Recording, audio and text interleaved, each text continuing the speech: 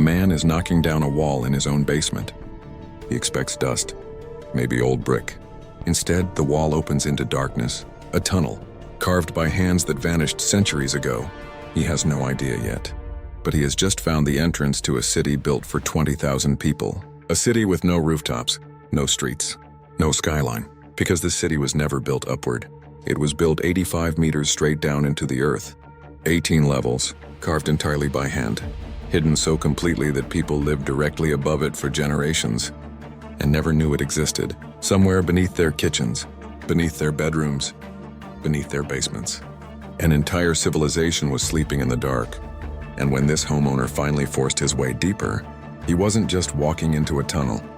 He was walking into churches, schools, wine cellars, stables, bedrooms, carved into solid volcanic rock.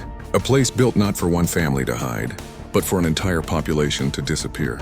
Because somewhere in this rock, there are doors, massive circular stones, each weighing as much as a small car, that could only be sealed from the inside. Which means someone, once, was on the other side of that stone, rolling it shut, trapping the world outside. Who were they hiding from? How did thousands of people breathe, eat, and survive for weeks, buried this far beneath the surface? And why, after more than 2,000 years of use, did this entire underground world go silent, abandoned, forgotten, and swallowed by time until one man's basement wall gave way? To understand that, we have to go back. Back past the tunnels, back past the wars, back to the moment the Earth itself decided to make this possible. Long before a single human hand ever touched the stone.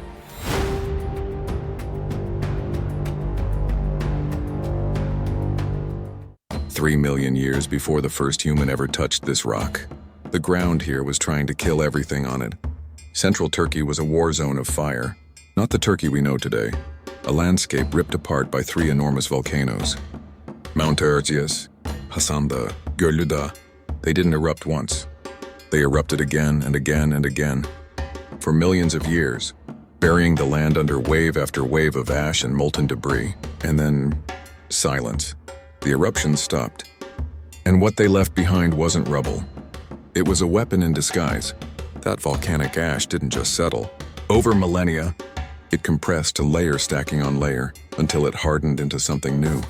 A rock called tuff. And tuff has a secret. Fresh out of the ground, it's almost soft enough to carve with your bare hands. Ancient peoples with nothing more than Bronze Age tools could cut through it like packed sand, but leave it exposed to open air. And something strange happens. It hardens on its own. No cement, no reinforcement, no modern engineering. The rock seals itself shut, becoming strong enough to hold the weight of everything built above it. Which means this landscape gave ancient humans something almost no other place on Earth could offer. A material soft enough to dig through in a single lifetime, but strong enough to outlast empires. Wind and rain went to work on the exposed rock above ground, carving Cappadocia's surface into the strange, cone-shaped spires the region is famous for today. But underground, something else was happening. Someone realized this rock wasn't just beautiful, it was hollowable. The earliest signs point to the Phrygians, digging into these slopes around the 7th century BC, and possibly even earlier, to the Hittites, based on seals and a carved lion statue found deep in the excavations. They weren't trying to build a monument, they were trying to disappear. But here's what should stop you cold. What they carved in that first generation was nothing compared to what was coming, because this rock wasn't just going to hide one family, for one raid in one lifetime. Over the next 2,000 years, one civilization after another would return to this same soft stone and keep digging, deeper, wider, darker, until hiding place wasn't a strong enough word anymore, until it became a city. And the deeper they dug, the more dangerous a single question became. Because if you're going to trap thousands of people, 85 meters underground, how do you keep them from suffocating? 85 meters down in total darkness, surrounded by thousands of bodies burning oil lamps and cooking fires. The air should have run out in hours. It didn't. And the reason why is still being studied by engineers today.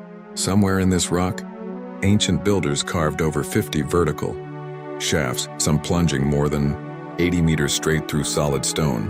One main shaft alone measures nearly 3 meters wide, connecting the first 3 floors before disappearing. toward the surface through a 55-meter well. No pumps, no machinery, no electricity, just holes in rock. And somehow, that was enough to keep 20,000 people breathing. Here's the trick. Underground, the temperature never changes. 13 to 15 degrees Celsius. Every day, every season, forever. But up on the surface, the temperature swings wildly between day and night. That difference, hot air above, cool air below, creates pressure. And pressure creates movement. Warm air rises up certain shafts. Cool air sinks down others. Without a single moving part, the entire mountain starts to breathe. But the builders didn't stop there. Engineers who study the site today noticed something deliberate. Something too precise to be an accident. The openings of the main shaft, level after level, were never carved in the same place twice. They were staggered, offset, deliberately non-aligned. Why would anyone bother with that level of precision? Carving through solid rock by hand, just to shift each opening a few feet to the side? Because aligned shafts create dead zones, pockets, where air stalls and stops moving. Offset shafts force the air to twist and circulate through every room on every level. Someone, thousands of years ago, understood airflow well enough to engineer it without ever writing the physics down. But modern researchers studying this system found something unsettling. The ventilation doesn't work all the time. At night, when the surface cools below the underground temperature, air moves freely, the whole system flushes clean. But during the day, when the surface heats up, that pressure difference collapses. Airflow slows. Carbon dioxide starts to climb. One study on the site's air quality put it bluntly: the air only fully recovers just about at night, which raises an uncomfortable question. If the system struggles under today's conditions, with only a fraction of the original population, and only a fraction of the tunnels even open, what was it like when this place was sealed shut at full capacity, with 20,000 people trapped inside for weeks at a time? The answer is brutal. Bearable, but brutal. And that tells us something the tunnels alone never could. Nobody carves a breathing system this sophisticated for storage. Nobody engineers airflow this precise for a wine cellar. You only build something this obsessive when the alternative to getting it right is watching your entire population die in the dark. Which means the real question was never really about air. It was about what, or who, was terrifying enough to make thousands of people choose the suffocating dark over the world above ground. Picture this. You're moving through a tunnel barely wide enough for your shoulders. Low ceiling, sharp turns, you can't see more than a few feet ahead. Somewhere behind you, someone is dragging a slab of solid stone across the passage, sealing it shut. That stone weighs up to 500 kilograms, roughly the weight of a small car. And here's the detail that changes everything. It can only be moved from the inside. Nobody outside that door, no matter how many soldiers, no matter how much force, can roll it open. Only the people trapped behind it control whether it ever moves again. That's not an accident of design. That's the entire point, because these tunnels weren't built for comfort. They were built for combat. The passages force anyone moving through them to crouch. Low ceilings, narrow width. An attacker can't swing a weapon properly, can't see what's coming around the next sharp bend, can't bring numbers to bear, because only one person can move through at a time. And in the stone doors themselves, archaeologists found small holes, just large enough for a spear, which means the people hiding behind that door weren't just hiding, they were watching, waiting, ready to strike through the gap the instant something on the other side moved. Every level of this city could be sealed off separately from the ones above and below it. So even if an enemy somehow broke through one door, they'd find another, and another, each one a kill zone. Each one designed to turn invaders into easy targets while the defenders stayed completely protected. So who were they so afraid of that they engineered stone doors this obsessively? The timeline gives us the answer. Starting around 780 AD and continuing for the next 400 years, Byzantine Christians in this region lived on the frontier of a war that never fully ended. Arab armies, first under the Umayyads, then the Abbasids, launched raid after raid into Byzantine territory, and this stretch of central Anatolia sat directly in their path. This is exactly when the underground city stopped being a shelter and became a fortress. This is when the digging accelerated, when new levels appeared, when the population sheltering underground swelled toward its estimated peak, 20,000 people, retreating into the earth every time word came that raiders were approaching. And it worked in the cruelest, simplest way possible. An army can't loot, can't capture, can't burn what it cannot find. If an entire town could vanish into the mountain within hours, leaving nothing behind but empty houses, there was nothing left worth attacking. But hiding from Arab raiders was only the first chapter of this city's war. Because the raids of the 9th century would eventually stop, and centuries later, a new threat would force the same trembling walk down the same dark tunnels. Seljuk invaders, then Mongol horsemen under Timur, then Ottoman rule itself. Generation after generation, the same choice. The same stone doors, the same darkness. Which means this city wasn't defending against one enemy. It was defending against history itself. An unbroken chain of violence stretching across more than 1,000 years. And that raises a much stranger question. If people were sealing themselves into solid rock every time an army approached, what did life actually look like when the danger passed? When the doors rolled open again, and thousands of people had to somehow keep living down there, burned in the dark, the door rolls shut, the last torch is lit, and now you wait. Not for an hour, not for a night, for weeks, sometimes months. So what do 20,000 people actually do buried this deep for that long? They live, as normally as the rock will allow, on the upper levels. Families slept in carved bedrooms, sleeping platforms and niches cut directly into the stone. Below them, kitchens ran on tandoor ovens, the same style still used in Cappadocian villages today. Bread was baked, meals were cooked, life somehow went on. But cooking underground creates a problem you don't have on the surface: smoke. Every fire lit for warmth or food had to send its smoke somewhere, and it did, pulled upward through the same ventilation shafts keeping everyone alive. The system built to save them from suffocation was also clearing their kitchens. 2 floors down, there was a room unlike anything else in the complex. A barrel-vaulted ceiling wide enough for a crowd, with smaller study rooms built into the wall beside it. A school, underground, built specifically for children who might spend weeks of their lives without ever seeing the sun. Because education didn't stop just because the world above had turned violent. Deeper still, past the 3rd and 4th floors, a staircase leads down to a church. Carved into the lowest level anyone can currently reach, priests conducted services down here. Congregations gathered in rock chambers instead of open air. Greek inscriptions and carved crosses still mark the walls where they prayed. Faith didn't wait for the danger to pass. It moved underground with everyone else. Then there's the detail almost nobody expects. Animals lived down here too. Cattle, sheep, goats, led through the same tunnels as their owners, stabled on the lower levels of the complex.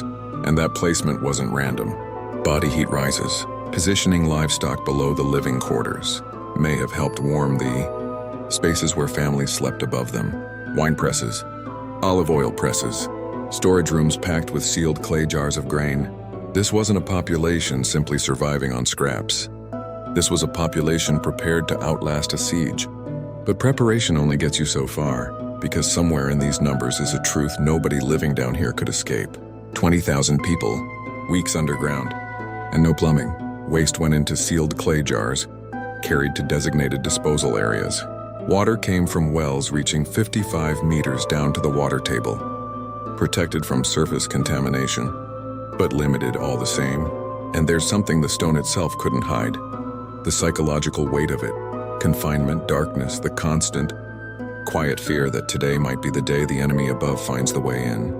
The way people held on to their sanity wasn't complicated. It was almost defiantly ordinary.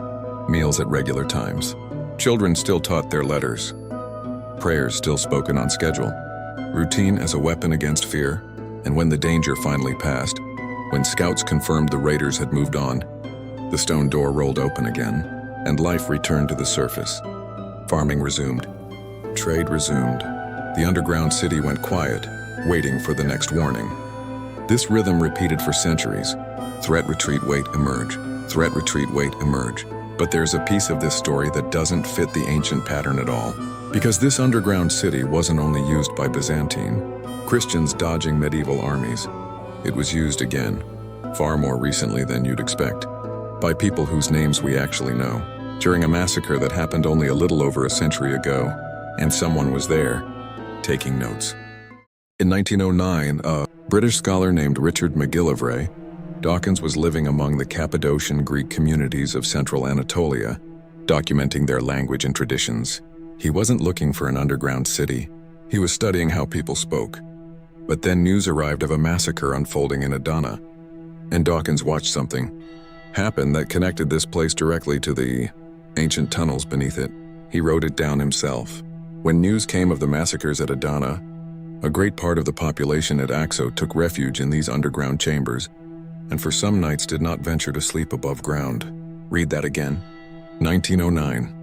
Not the 9th century, not the age of Arab raiders or Mongol horsemen. The same tunnels, the same stone doors, the same instinct passed down, generation after generation, long after anyone could explain exactly who first carved these passages or why.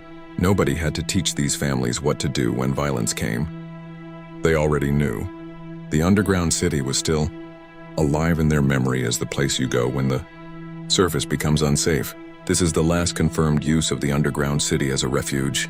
For over 2,000 years, Phrygian, Byzantine, Seljuk, Mongol, Ottoman, this pattern had repeated itself. Danger appears. Doors seal, people wait, doors open again. But this time, the waiting didn't end the way it always had before, because in 1923 something happened that no stone door could stop.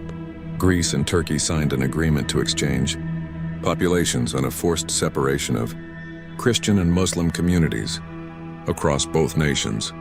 The Cappadocian Greek and Armenian families who had used this underground city for 2 millennia weren't facing raiders this time. They were facing expulsion, permanent, total, ordered by treaty, not by an army at the gate. There was no siege to outlast, no enemy to wait out, no reason to descend into the dark. Because the danger wasn't going to pass this time, they were. And so the last people who knew this city intimately, who understood which tunnels led where, who still whispered its older name, Malakopia, to the Greek-speaking families who called it home, walked away from it for good. The doors weren't sealed by defenders anymore. They were simply left open, forgotten, swallowed by silence. For the first time in over 2,000 years, nobody was coming back. The tunnels didn't collapse. The ventilation shafts didn't crumble. The rock held everything exactly as it was left, frozen, waiting in total darkness. And it would stay that way, forgotten beneath ordinary houses and ordinary basements, for the next 40 years, until one modern homeowner, with no idea what he was about to find, picked up a hammer and started knocking down a wall. 40 years of silence. Then in 1963, a resident of Derinkuyu town starts renovating his house. He's not an archaeologist. He's not searching for anything. He's just trying to fix a basement wall. But when that wall comes down, there's no brick behind it, no dirt, just a gap, and beyond the gap, a passage that shouldn't exist. One account says he simply kept digging out of curiosity. Another says the real trigger was smaller and stranger. Chickens escaped through a hole in the wall, and a man chasing them straight into the dark. Either way, what he found on the other side wasn't a crawl space. It was the beginning of a lost city.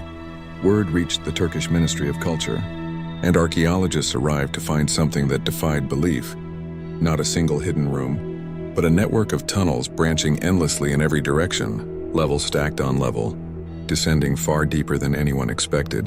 By 1965, the first sections opened to the public. By 1969, roughly half of what had been excavated was accessible to visitors. But the deeper the archaeologists dug, the more the scale of this place kept expanding. Over 600 separate tunnel entrances were eventually located, many of them hidden directly, beneath the basements of modern houses. For decades, families across this town had been living their entire lives directly above a buried civilization, completely unaware. 18 levels, 85 meters straight down, the deepest excavated underground city ever found. And here's the number that should stop you. Even after 60 years of continuous excavation, only around 10% of the total complex has ever been opened. 90% of the city is still down there, unexplored, unlit, unknown. Modern archaeologists aren't just relying on hammers and shovels anymore. Ground-penetrating radar, LiDAR, full three-dimensional digital scanning, mapping tunnel networks without ever breaking the surface. That technology confirmed something almost too strange to believe. A tunnel connection stretching 8 to 9 kilometers, linking Derinkuyu to another underground city entirely. Kaymakla, two separate underground cities, connected beneath the same soil people had been farming, walking, and building houses on for generations. And Cappadocia isn't done surprising anyone. Researchers have now identified over 200 separate underground settlements scattered across the region. Yuzkanak, with its narrow ducts possibly built for pouring hot oil onto attackers. Haza, with chambers wide enough that even claustrophobic visitors can walk through comfortably. 200 hidden cities, and most of the world had never heard of a single one. In 1985, UNESCO made it official, folding Derinkuyu into the World Heritage listing. For the rock sites of Cappadocia, permanent recognition that this wasn't just a curiosity. It was one of the most significant surviving achievements of ancient engineering on Earth. But recognition brings its own danger, because the moment the world discovers something this astonishing, people stop wanting facts. They start wanting mysteries, aliens, lost civilizations, secret societies working in the dark.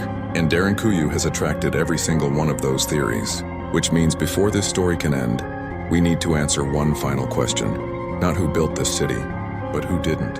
Any discovery this strange eventually attracts people who refuse to believe humans could have done it alone. Derinkuyu is no exception.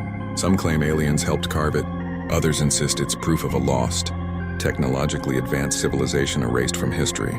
Some point to the Knights Templar, mysterious guardians of an underground secret. Here's the problem with all three. Not one of them survives contact with the evidence. The Templars were active in the 12th through 14th centuries, fighting in Europe and Holy. And Derinkuyu's earliest tunnels were already close to 2,000 years old by the time the Templars existed. There is no historical or archaeological connection between them. None. The lost advanced civilization theory collapses just as fast. Every excavated level shows exactly what basic technology looks like when applied with obsessive patience. Iron picks, fire setting to crack the rock, simple levers to haul debris to the surface. Nothing here required knowledge beyond what Phrygian and Byzantine builders are already known to have possessed. And the aliens? There's no evidence at all. Not one artifact, not one inscription, not one anomaly that archaeologists can't explain through ordinary human effort across ordinary human centuries. Then there's the theory that sounds almost plausible until you check the dates. The claim that Derinkuyu was carved before the last ice age, over 11,000 years ago, to survive some ancient global catastrophe. Radiocarbon dating says otherwise. Pottery analysis says otherwise.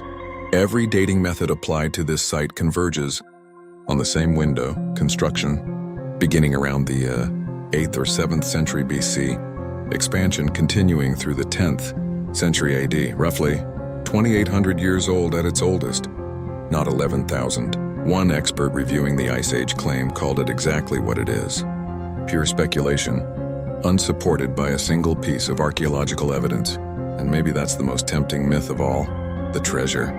Surely after 2,000 years of continuous use, there's gold down there, hidden riches, something valuable enough to justify centuries of secrecy. 60 years of excavation, 18 levels, 600 entrances. No treasure chamber has ever been found. Not one. What they did find over and over tells a very different story. Tools, pottery, wine presses, prayer inscriptions carved by hand into solid rock. The evidence doesn't point to a civilization hiding wealth. It points to a civilization hiding people. And once you strip away every myth, the aliens, the lost civilization, the secret societies, the Ice Age fantasy, what's left is something far more staggering than fiction could have invented. Ordinary humans armed with iron tools and unbearable fear, carved 85 meters into solid rock, engineered a ventilation system modern scientists still study today, built stone doors no army could force open, and sustained 20,000 lives, generation after generation, for over 2,000 years. No ancient astronauts required. Just humans, refusing to disappear. A man knocks down a basement wall expecting dust. He finds a doorway into 2,000 years of human survival. That's how this story began. And now you know how it ends. Not with aliens. Not with lost technology. Not with secret societies moving in the dark. With people. Ordinary people, generation after generation, who looked at a mountain of soft volcanic rock and saw something nobody else did, a way to vanish when the world above turned against them. Phrygian hands started it nearly 3,000 years ago. Byzantine hands finished it, carving deeper and wider every time an army approached from the horizon. And when the raiders of the 9th century were gone, new threats simply took their place.